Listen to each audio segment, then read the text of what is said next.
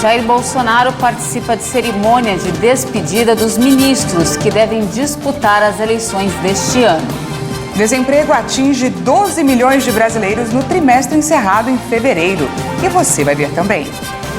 Atenção, mais de 180 mil motoristas de São Paulo estão com a Carteira Nacional de Habilitação vencida. Secretário-geral da OTAN afirma que a organização não vê um recuo russo, mas sim um reposicionamento. E ainda, no quadro HIT Serviços, dicas para quem está com CPF negativado. Guerra da Ucrânia vira lição de casa para muitos estudantes brasileiros. Você confere essas e outras informações a partir de agora.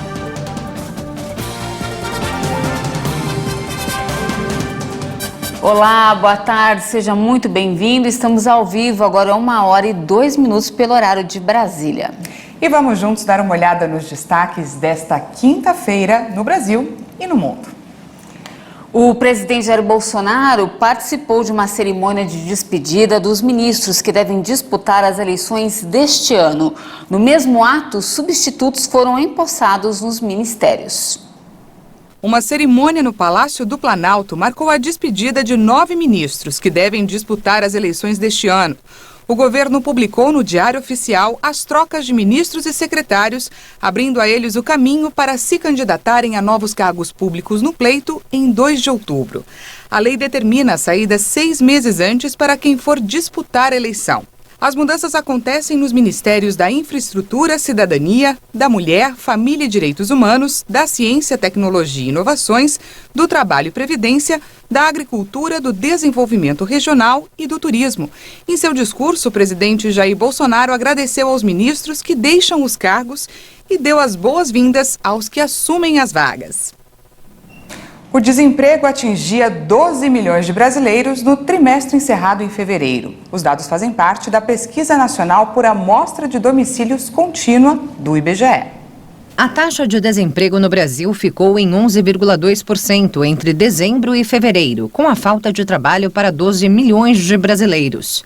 Segundo o IBGE, o índice é inferior aos observados no trimestre anterior, encerrado em novembro de 2021 e no mesmo trimestre do ano passado. O rendimento real do trabalhador parou de cair, ficando em R$ 2.511, menor que o registrado há um ano. O número de ocupados foi estimado em 95 milhões e 200 mil e ficou estável frente ao trimestre anterior. Com isso, também houve estabilidade no nível da ocupação, percentual de pessoas em idade de trabalhar que estavam ocupadas. Na máxima histórica, em 2013, chegou a 58,5%. O número de empregados com carteira de trabalho no trimestre somou 34 milhões e 600 mil pessoas. Já os trabalhadores sem carteira assinada somaram 12 milhões e 300 mil pessoas. E os trabalhadores por conta própria diminuíram na comparação com o trimestre anterior, mas ainda somaram quase 25 milhões e meio de pessoas. Entre os setores, só houve aumento de ocupação em outros serviços. Já na construção houve queda. As outras atividades ficaram estáveis. E atenção, mais de 180 mil motoristas de São Paulo estão com a Carteira Nacional de Habilitação vencida. Eles vão ter até o fim de abril para regularizar a documentação. Motoristas do estado de São Paulo que tiveram a habilitação vencida entre os meses de novembro e dezembro de 2020 devem regularizar a sua carteira nacional de habilitação até o dia 30 de abril. Segundo o Departamento Nacional de Trânsito de São Paulo, mais de 184 mil condutores estão nessa situação. A renovação pode ser feita de forma digital para aqueles que ainda não regularizaram o documento pelo portal do Detran.sp ou pelo Poupatempo, desde que não tenham nenhum bloqueio, como suspensão ou cassação do documento. Se a pessoa optar por fazer o processo de forma presencial, deve ser feito agendamento no portal do Poupatempo. Se o motorista não renovar o documento no prazo correto e for pego em uma fiscalização, ele pode perder pontos na carteira e pagar uma multa. De acordo com o Código de Trânsito Brasileiro, dirigir com a CNH vencida é uma infração gravíssima, sujeita a multa de R$ 293 e 7 pontos na carteira. Outro detalhe importante é que o motorista que precisa renovar a sua CNH e que pertence às categorias C, D ou E vai precisar marcar um exame toxicológico. Desde janeiro deste ano, o exame voltou a ser obrigatório no Brasil. A Câmara dos Deputados aprovou um projeto de lei que permite às emissoras de TV por assinatura com canal UHF a pedirem a prorrogação da outorga se migrarem para o serviço de acesso condicionado, termo que engloba os modelos atuais de TV por assinatura. O deputado federal Davi Soares comentou essa aprovação. O PL 3320 do deputado Cezinha de Madureira é um projeto de justiça. Há dezenas de operadores de TV por assinatura que hoje estão em risco de fechar suas operações por um simples capricho da lei. Todas elas já fizeram as suas adaptações para a SEAC, todas elas estão em cumprimento aí da legislação emitida pela Anatel e Ministério das Comunicações, portanto não existe nenhuma ilegalidade. É a garantia de empregos que vão ser mantidos e das operações correntes que funcionam hoje no Brasil e continuarão funcionando no mesmo sistema atual. Agora vamos falar de coronavírus. O Espírito Santo quer vacinar 50 mil crianças e idosos em novo mutirão nesta sexta e sábado. Os dois grupos estão com baixa cobertura vacinal contra a Covid no estado. Para ampliar a cobertura vacinal de crianças e idosos, a Secretaria de Estado de Saúde anunciou um novo mutirão para imunizar preferencialmente os dois grupos contra a Covid-19. A expectativa é aplicar 50 mil doses de vacina nos 2 dias de ação em todos os municípios do Espírito Santo. Em relação às crianças, o objetivo principal é aplicar primeiras doses. Apenas 44% do público de 5 a 11 anos foi vacinado com a primeira dose. São mais de 390 mil crianças no estado nesta faixa etária e apenas 54 mil estão completamente imunizadas, o que corresponde a 13% das crianças. Entre os idosos, a ideia é que eles voltem aos postos de vacinação para receberem a segunda dose de reforço, a 4ª dose do imunizante. Mais de 110 mil idosos de 60 anos ou mais estão com o esquema em atraso para receber a primeira dose de reforço. Cerca de 500 mil idosos já estão aptos a receber a segunda dose de reforço. Este é o segundo mutirão no Espírito Santo em menos de um mês. Na segunda semana de março, 13 mil crianças foram vacinadas durante uma programação especial, sendo que a meta era de aplicar 65 mil doses pediátricas. Agora vamos para um balanço da vacinação aqui no Brasil. O país já aplicou mais de 414.606.000 doses de vacinas contra a Covid. Vamos ao nosso vacinômetro. Segundo o Ministério da Saúde e as Secretarias Estaduais de Saúde, mais de 176 milhões e 42 mil pessoas já tomaram a primeira dose. Isso representa 82,53% da população. Enquanto mais de 160 milhões 525 mil brasileiros tomaram a segunda dose, o que equivale a 75,25% da população. E a dose de reforço, a primeira dose adicional, já foi aplicada em 78 milhões e 38 mil brasileiros, o que equivale a 36,58% da população. E agora a gente vai falar sobre o conflito no leste europeu.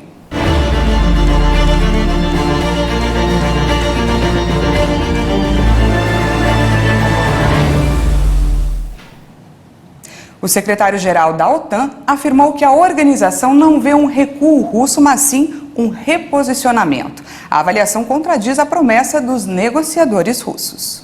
A Organização do Tratado do Atlântico Norte não vê uma retirada das forças russas da Ucrânia e espera mais ações ofensivas. A declaração foi dada nesta quinta-feira pelo secretário-geral da entidade, Jens Stoltenberg. According to our intelligence, Russian units De acordo com a nossa inteligência, unidades russas não estão se retirando, mas se reposicionando. A Rússia tenta se reagrupar, reabastecer e reforçar a ofensiva na região do Donbass.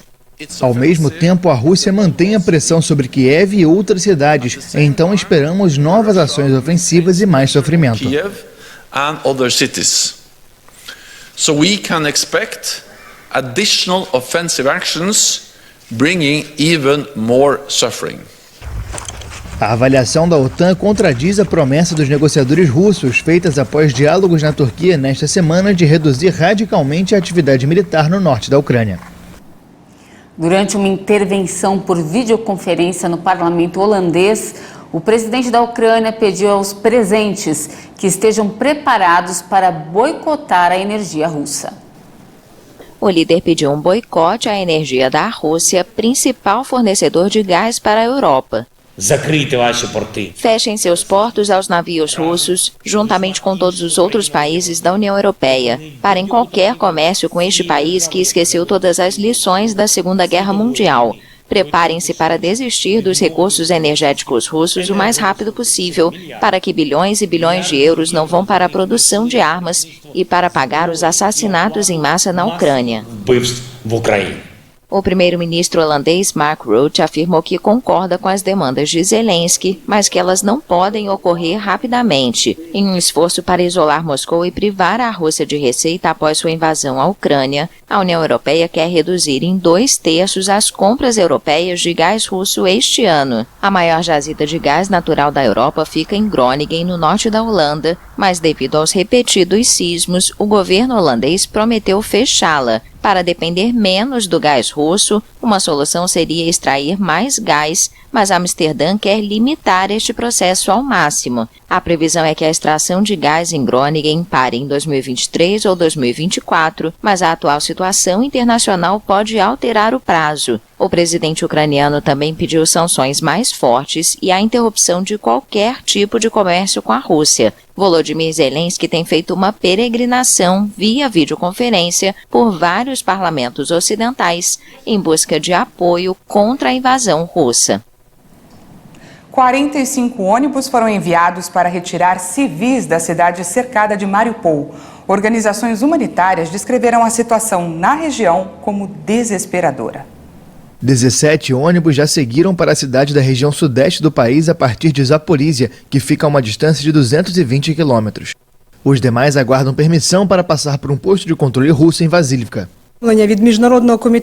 Recebemos uma mensagem à noite do Comitê Internacional da Cruz Vermelha de que a Rússia confirmou que estava pronta para abrir acesso ao comboio humanitário para a cidade de Mariupol, através da cidade de Berdiansk. Enviamos 45 ônibus na rota. Até o momento, os civis só conseguem sair de Mariupol com veículos próprios, uma viagem de alto risco, porque os acordos para a saída de moradores não foram respeitados. A estratégica cidade portuária no Mar de Azov está cercada e sob intensos bombardeios das forças russas desde o fim de fevereiro. E veja a seguir, no quadro HIT Serviços, dicas para quem está com CPF negativado. E ainda, a guerra da Ucrânia vira tema obrigatório para muitos estudantes brasileiros. Em instantes, voltamos já.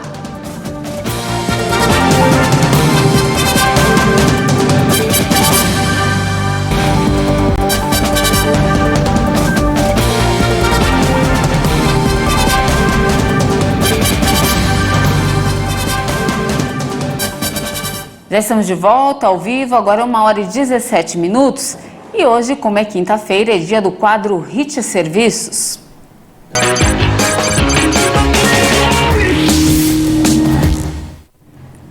E a nossa entrevistada de hoje é a Joyce Anunciação, que é especialista do Serasa. A Joyce vai explicar para você aí de casa quais são os motivos que levam o CPF a ficar negativado. Vamos ver? O motivo que leva a uma negativação é o atraso das contas, né? E aí a empresa para a qual ela deve é que, na verdade, decide se essa pessoa vai ficar com o dito nome sujo, né? Que vai negativar essa pessoa. E como que a pessoa faz para ter certeza que está com problema no CPF? Ela é avisada ou só quando ela vai fazer uma compra que ela fica sabendo que está com problema? É extremamente importante que a pessoa ela fique sempre ciente da sua saúde financeira. Então, das nossas recomendações é sempre acessar a Serasa. Ali você consegue ver se você tem uma dívida no seu nome, consegue saber quem que é a empresa para a qual você possivelmente esteja devendo, o valor, quando essa dívida foi atribuída para você.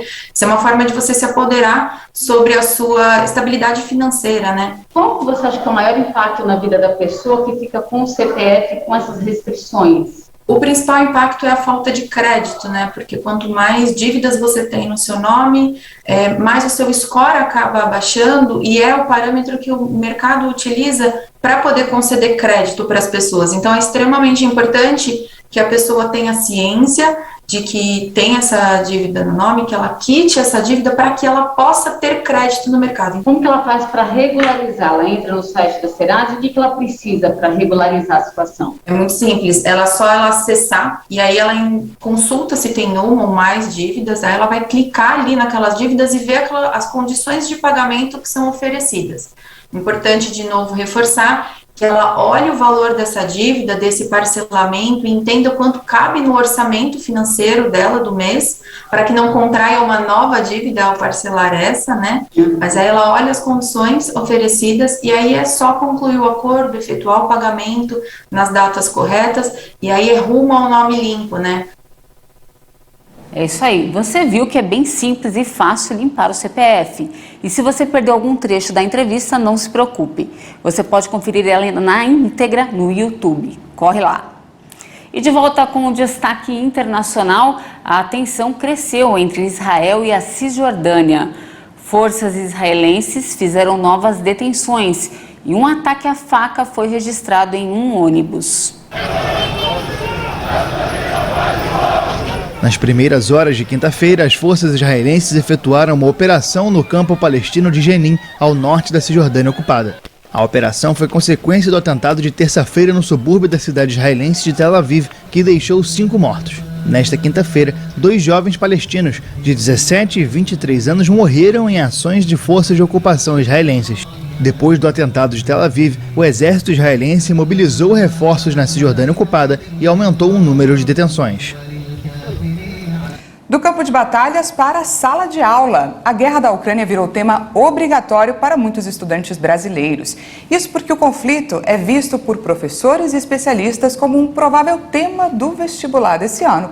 Por isso, é preciso ficar atento aos noticiários e se munir de informações.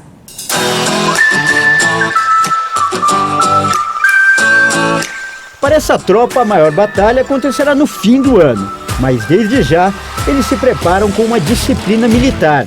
Eles são estudantes de um curso preparatório para o vestibular e todos os dias são bombardeados com aulas de diversas disciplinas: matemática, português, química e física, entre outros. E há pouco mais de um mês, uma nova disciplina passou a fazer parte desse currículo escolar: a guerra da Ucrânia. O conflito, que teve início no dia 24 de fevereiro com a invasão do exército russo ao território ucraniano, tem influenciado não só a vida da população local. Direta ou indiretamente, pessoas do mundo todo têm sentido os efeitos dos bombardeios no leste europeu.